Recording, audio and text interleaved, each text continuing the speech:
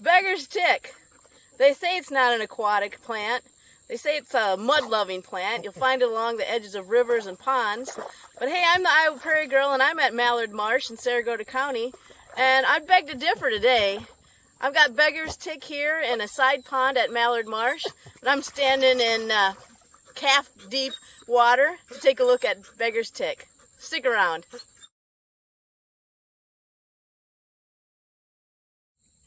Beggar's tick is a sunflower. It blooms in the end of August into through September, into October. That's not a muskrat behind me, that's prairie dog. It has 8 ray petals, and you can see that they kind of come to a pointed or a notched tip. Most of them have 8 petals. Sometimes you might find some that have less than 8.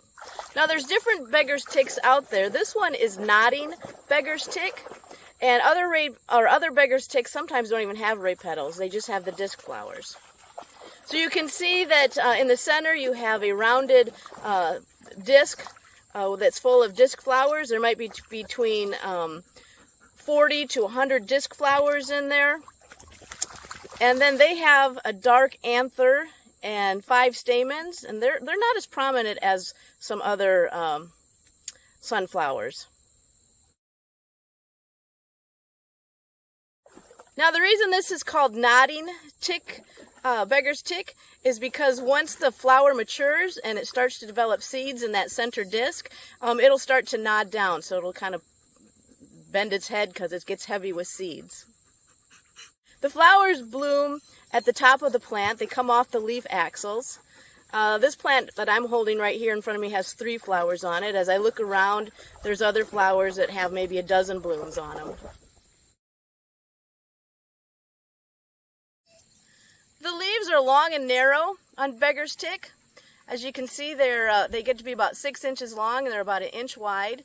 They do not have a stem when they come off the main branch of the plant. They're called sessile, or they grow opposite of each other, and they grow so close that they almost look like they surround or enclamp the stem that they're coming from. I want to show you the back of the sunflower because that's often where you have to look to identify a plant. You have to look at the bracts. And so that's the back of the plant. And on the beggar's tick, nodding beggar's tick, you have 2 sets of bracts. There's the first set, which is a blunt shaped yellow, translucent almost, yellow colored. They're kind of almond shaped. And those are the one layer.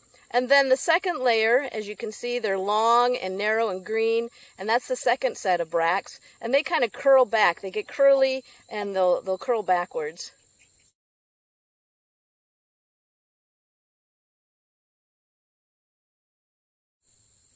Beggar's tick is an annual. As I said, it'll bloom at the end of summer. It likes wet areas. Sometimes the conditions just have to be just right. Usually you'll find it in a muddy spot along the edge of a pond where the water has receded and it's just a mud flat. I hope you can see here behind me, again, here's a pond. I'm standing in some water, and so I'm surprised that this beggar tick is thriving here. It is an annual. It reseeds by itself. Sometimes it won't seed one year, but it will wait for the next year when the conditions are right. And it will kind of colonize. There's a large patch behind me, but I really can't get to it right now.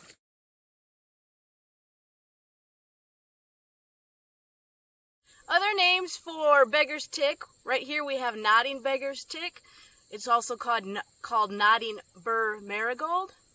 It could also be called stick tights or beggar lice, or jackboots. The reason it's called beggar's tick is because it loves to beg for rides.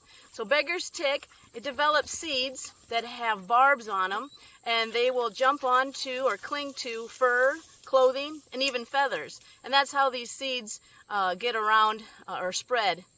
Again, this is an annual. It does have a spreading root system, and so it'll spread that way as well. So some good things about beggar's tick is that it's good for erosion control. Like I said, it loves flat mud flats, and so if you find it along the edge of a pond or a river, those shallow roots are good for erosion control. The seeds of beggar tick are eaten by birds. So you have finches that will eat them, sparrows, specifically a swamp sparrow, and even some puddle ducks like a mallard have been known to eat the seeds of beggar ticks. So hey, I'm the Iowa Prairie Girl. I hope you enjoyed my video on nodding beggar's tick. I do have other photos from previous years where I didn't necessarily have to go right into the muck to find beggar's tick. I will share some of those. So I hope that you can get out and see some nodding beggar's ticks along the side of a pond or along the side of a stream. As always, please subscribe to my YouTube channel. Feel free to share it. And I hope that you get out in nature and see something wonderful.